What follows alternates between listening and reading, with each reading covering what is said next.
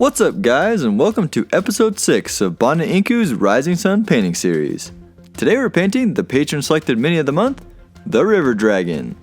To start things off, I base coated the orb using Molten Bronze, then brightened it up a bit using Rhulic Gold and Solid Gold. If I were to do this again, I'd probably just do the Molten Bronze and then the Solid Gold, since the Rhulic Gold basically got covered up by the Solid Gold.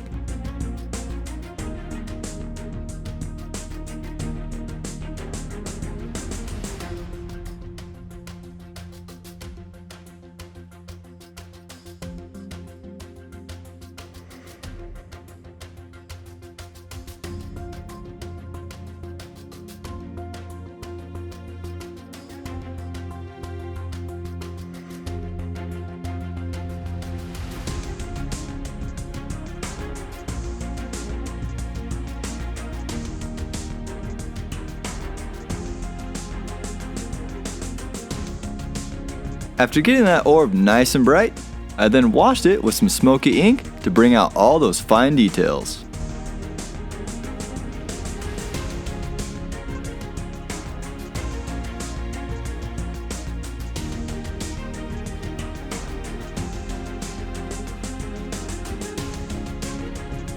After that, I gave that orb a dry brush of solid gold to pop out those race details once again, followed by a dry brush of a 1-to-1 mix of radiant platinum and solid gold to brighten things up just a little bit further and prep the orb for the next couple steps.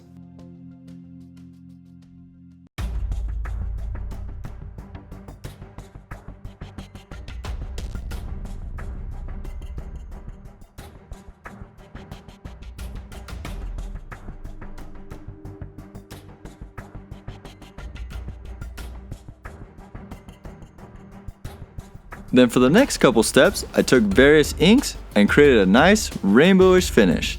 So first I applied yellow ink to the very center of the orb, followed by some red ink on the upper part, and then two brush blended those down into the yellow area to create a nice transition, followed by some green ink applied below the yellow, once again two brush blended into the yellow ink, and then finished it up by applying some blue ink to the very bottom.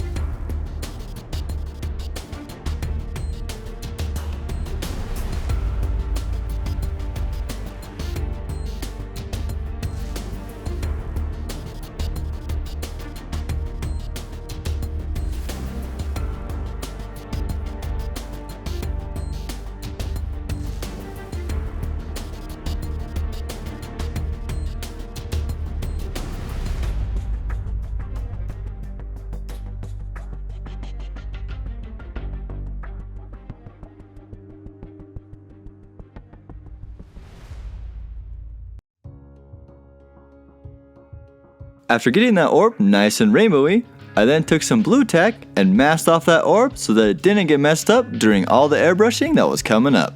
To do this, I'd press a chunk of blue tack onto the orb, then come in with my Tamiya paint stirrer and some other molding tools and pushed and pulled the tack around until I got it where I wanted.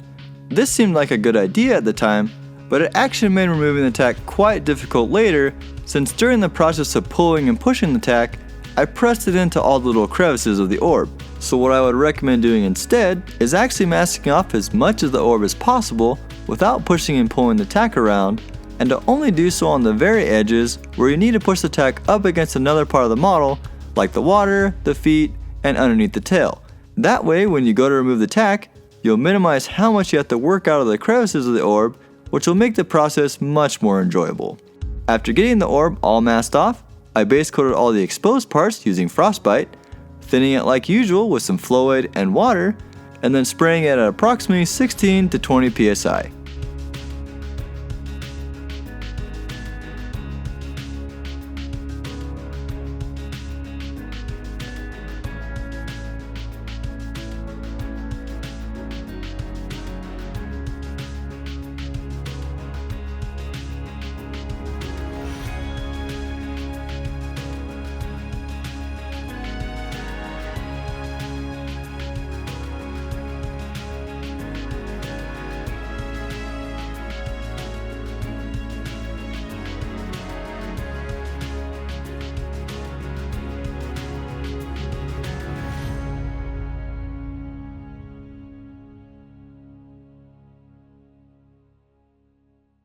After finishing up spraying the Frostbite, I of course stored it in a little potion jar and set it aside.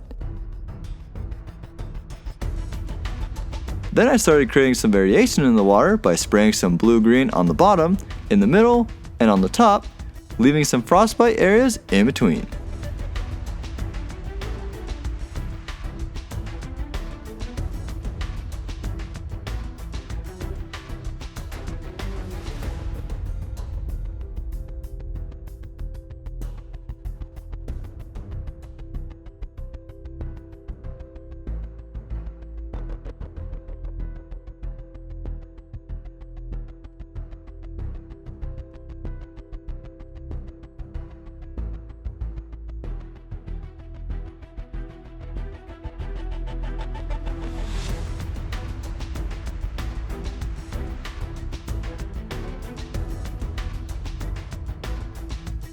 After that, I darkened up the lower and middle areas of the water using Daily Rowney dark green ink straight from the bottle, which I sprayed at about 6 psi, being careful to apply it in very thin layers to avoid any spider webbing.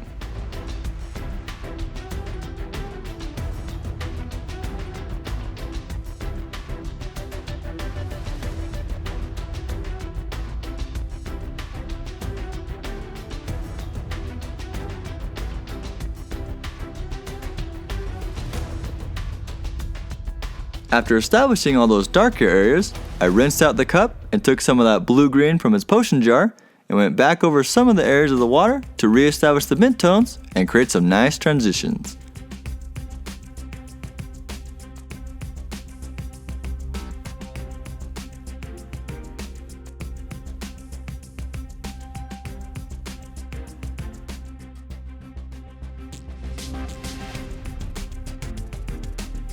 I then cleaned out the cup once more and took some of that Frostbite from its potion jar and created some highlight spots in the middle of the blue-green sections.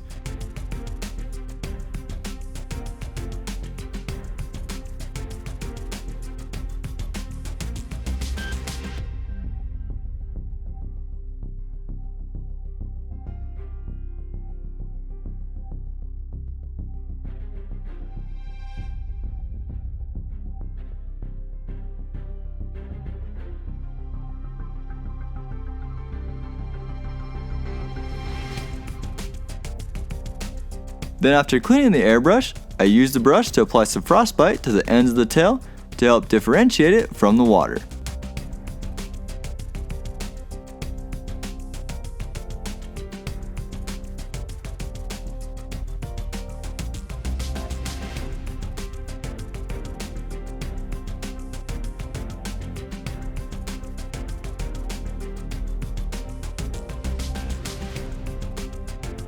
I then carefully highlighted all the edges of the water to really help pop it out.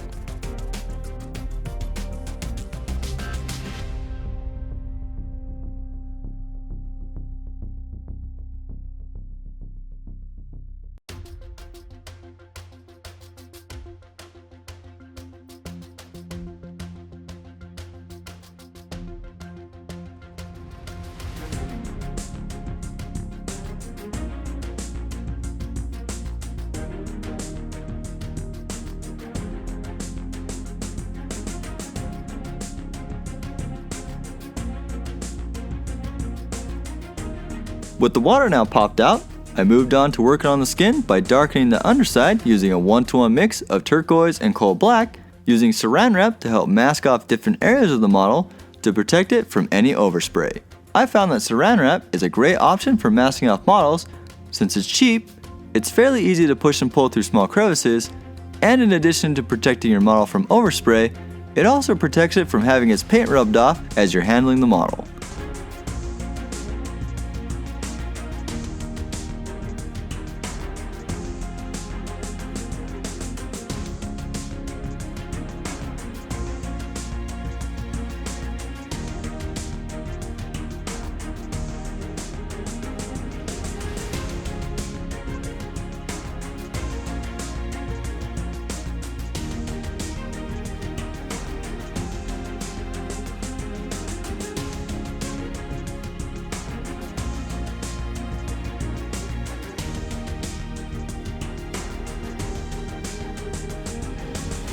After getting the undersides of the body and tail all darkened, I sprayed the top of the skin and all the spikes using Sanguine Highlight.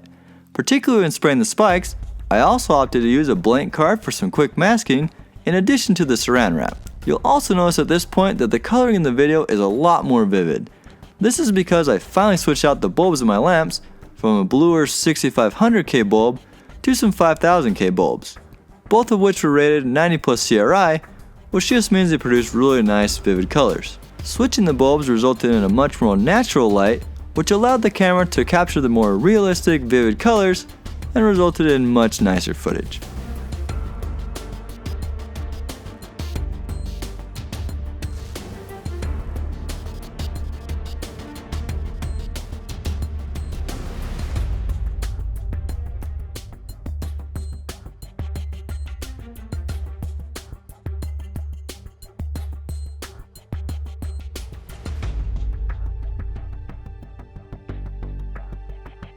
After finishing up with the airbrush, I came back in with a brush and caught any areas that I couldn't quite get so well with the airbrush, like the spikes and the underside of the end of the tail.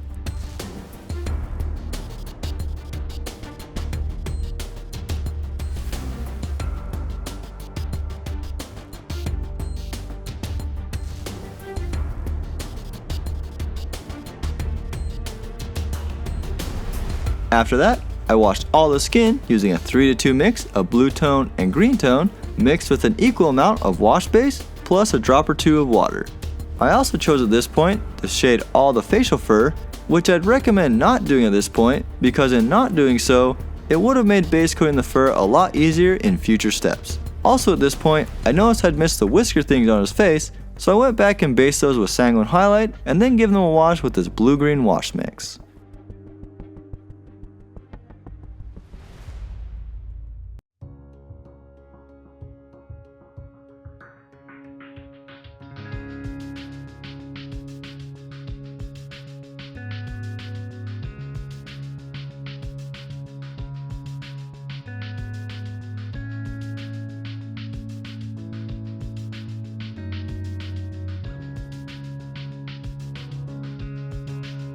After that wash had fully dried, I came back with some Frostbite and dry brushed all the scales and the face to bring it all together and re-establish that original Frostbite color in the midtones.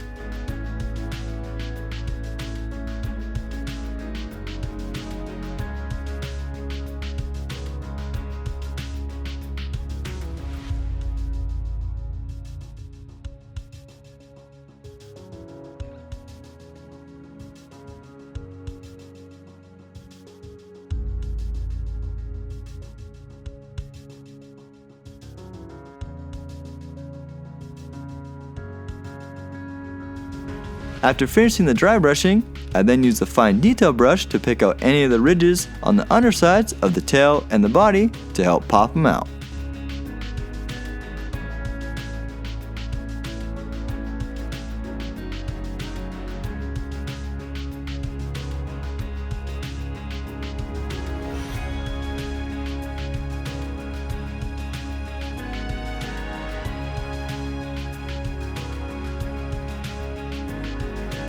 I then used some Sanguine Highlight to quickly touch up any spikes that were hit during dry brushing.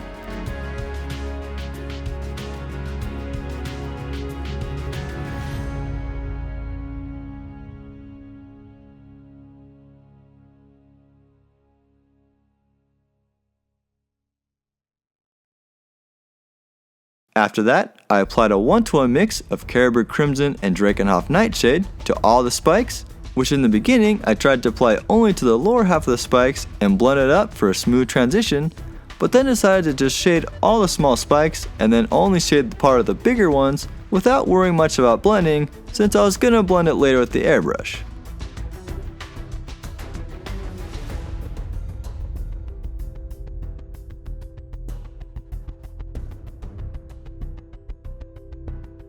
In addition to shading the spikes, I also applied it to the top of the skin and blended it down into the middle using a damp brush.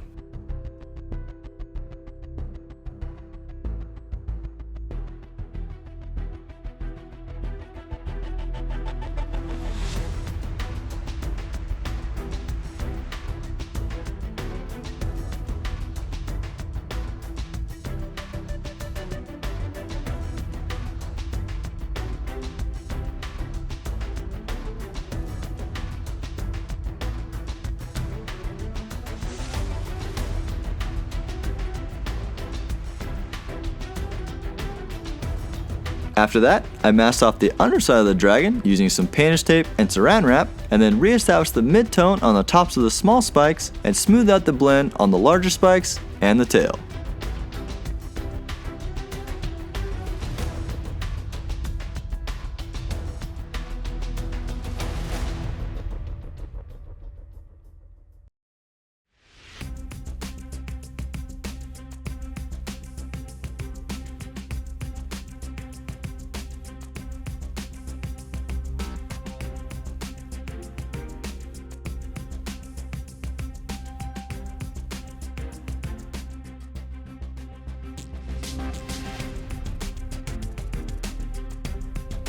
I then used a 2-to-1 mix of Warlord Purple and Bloody Red to highlight the tops of the spikes and the end of the tail to make them really pop.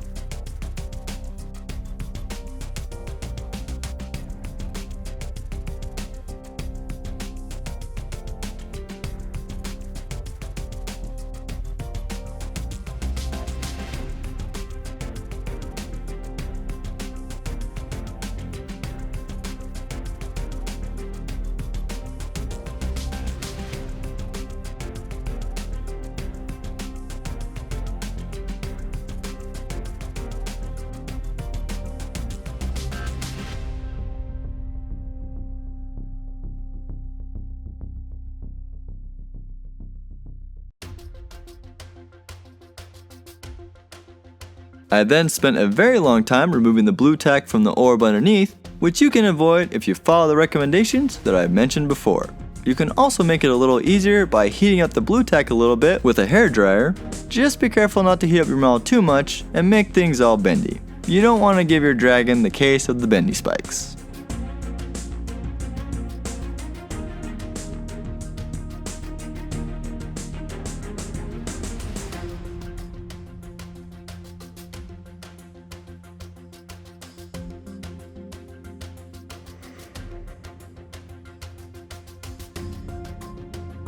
I then applied blue-green to all the edges of the water where the blue tack had masked it off, blending it in with the existing paint when necessary.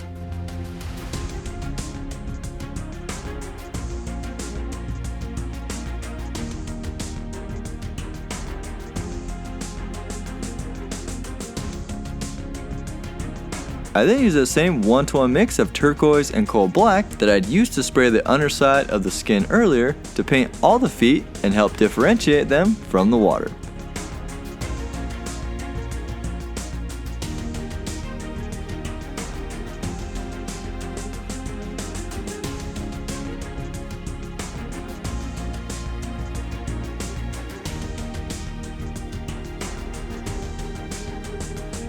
After that, I applied Frostbite to any additional edges of the water that were touching the orb and accentuated the edges of the water to help differentiate them from the dragon's feet.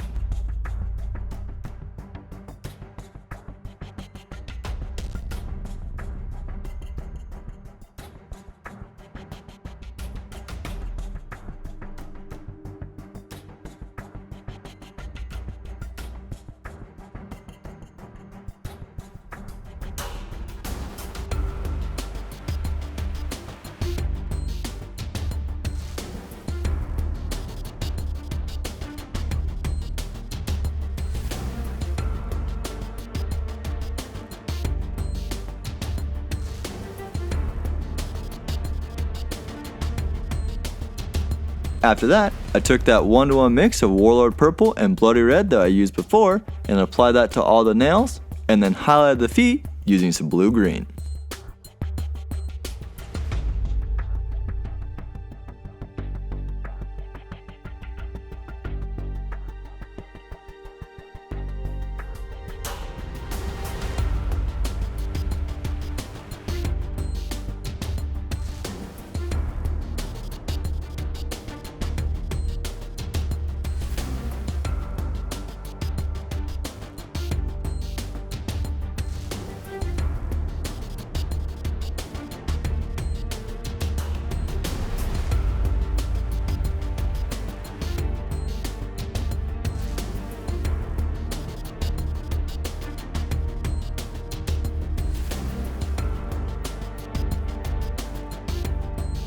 I then used Morrow White to base coat the hair on his face and neck, base coat his eyes and his teeth, and apply some highlights to his head.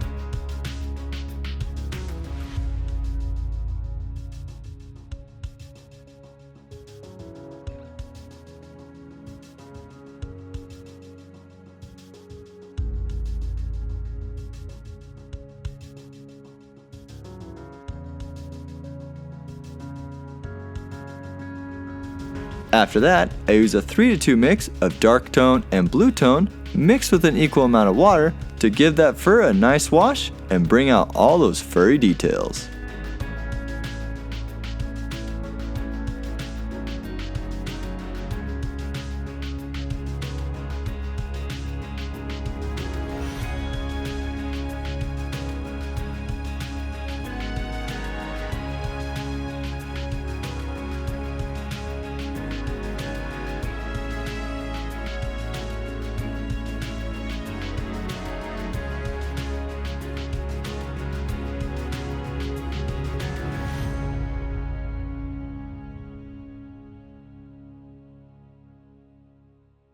After that wash had fully dried, I came back with some Morrow White and gave that fur a heavy dry brush.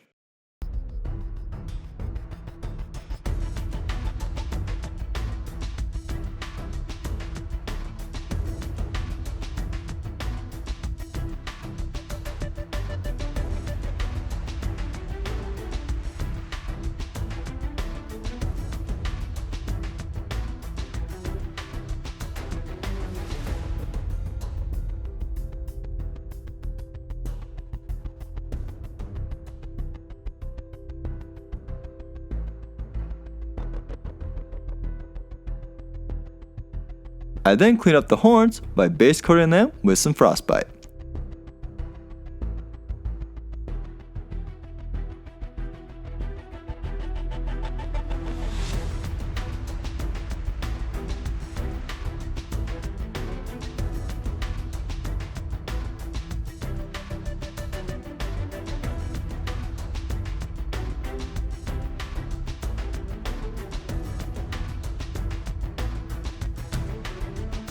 After that, I washed down the horns with a 1-to-1 mix of Carroburg Crimson and water to help bring out some of the subtle details.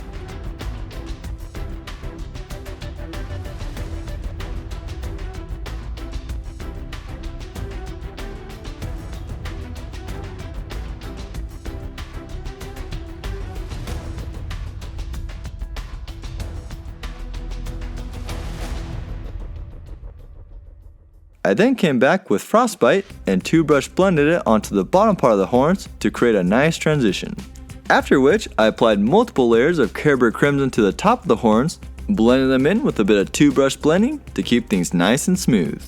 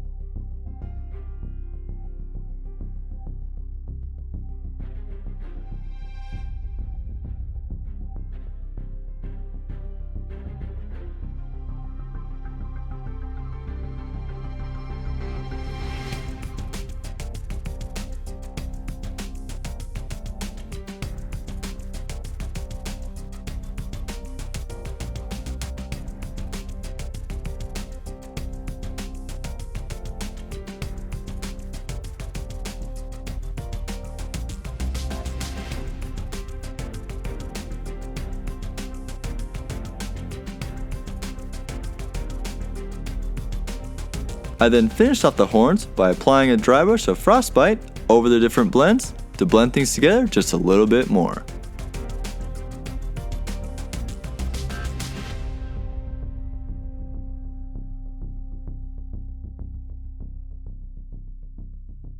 I also use this to apply a couple highlights to the upper part of his head.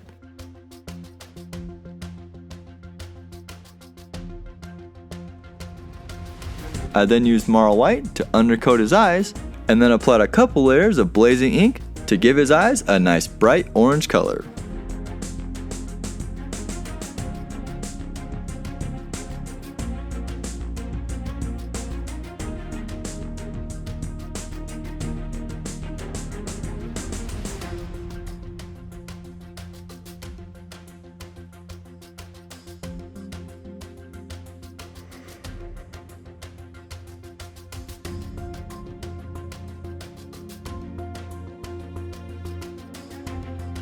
I then used some Thamar Black to create his pupils, and then applied a small dot of Morrow White in each eye to create a little light reflection, which gave the eyes that final pop.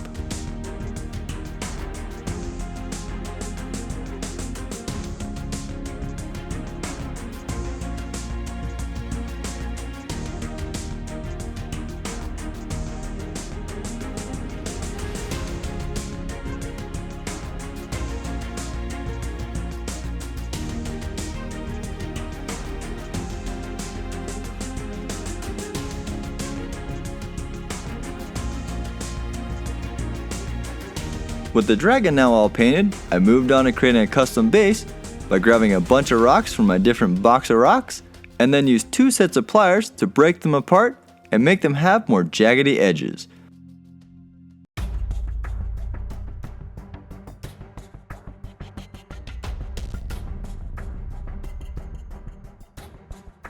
I then primed all the rocks using Vallejo's Polyurethane Black Primer, which I probably should have worn gloves for, but I didn't think of that until after I'd already covered my fingers in primer.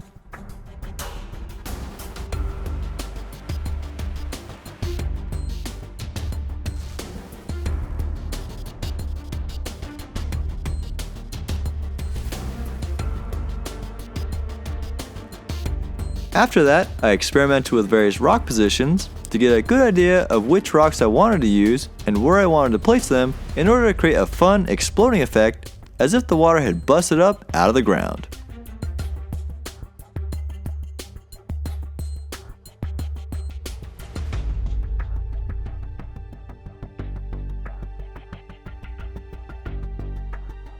I then took my brown earth texture paint and applied that in globs to the base, and then pressed the stones into it at various angles, sometimes placing smaller stones underneath them to provide additional support.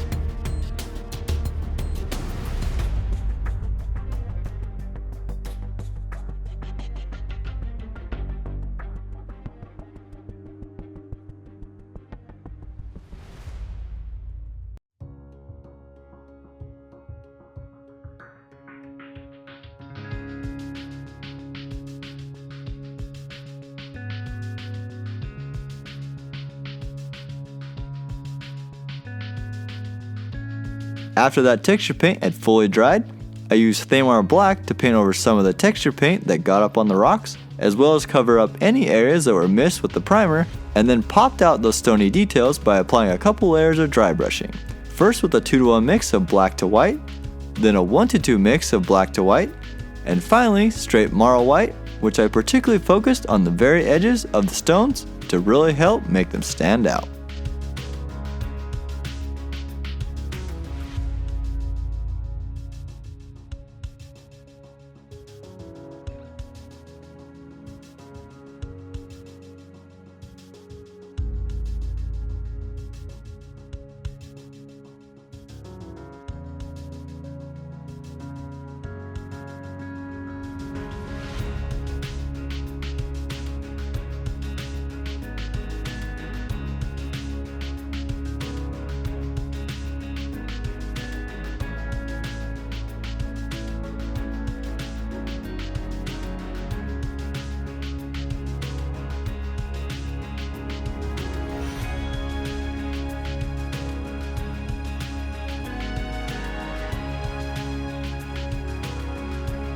Then to create some additional contrast, I applied a 1-to-1 mix of dark tone and blue tone to the lower and inside portions of all the stones, and some strong tone to all the remaining earth to bring out that texture.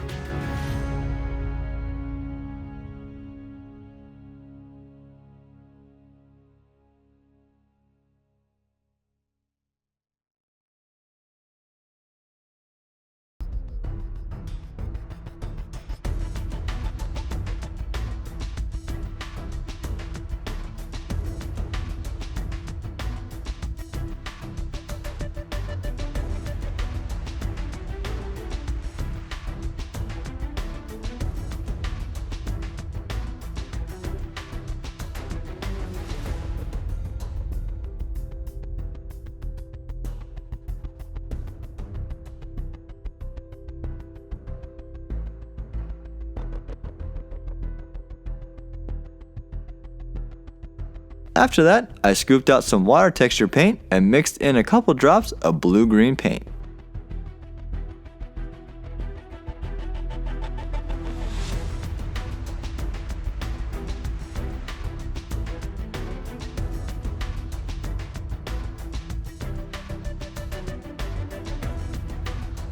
After getting that completely blended together, I applied the paint mixture to the inside of the rock circle as well as in a bunch of the crevices to make it look like the water was gushing out of the ground and flowing out everywhere. When I wanted to create nice spiky wave-like areas, it was helpful to grab bigger blobs of paint and to quickly dab it onto the base and then lift the brush away immediately. One comforting thing to note while doing this is that when you accidentally apply texture paint to anything you don't want, which is inevitably going to happen, you can pretty easily clean it off using a damp brush and some Q-tips.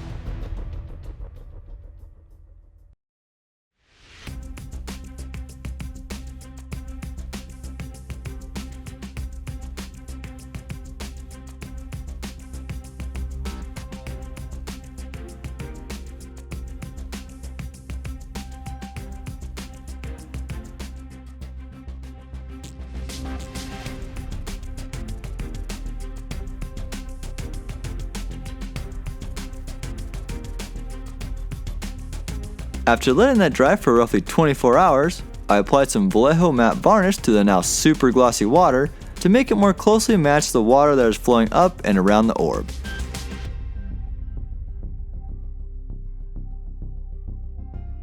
I then gave it a wash of a 2-to-1 mix of Biotin green and blue tone, which darkened down all the crevices and helped matte down the water even further. Had I done this in the reverse order, applying the wash first, the wash would have flowed a bit better into the crevices, but wouldn't have matted down the water quite as much as it did when applied over the varnish.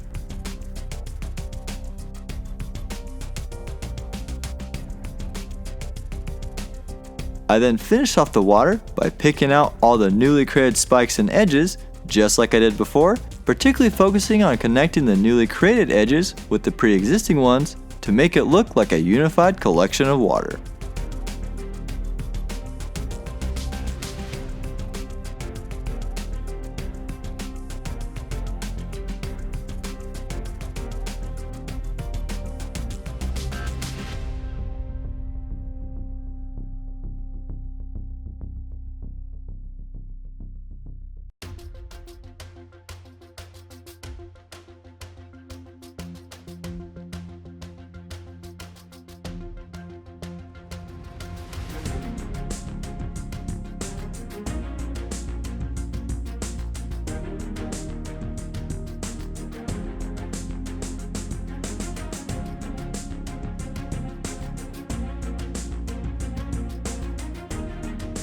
I then of course finished it all off by painting the trim black.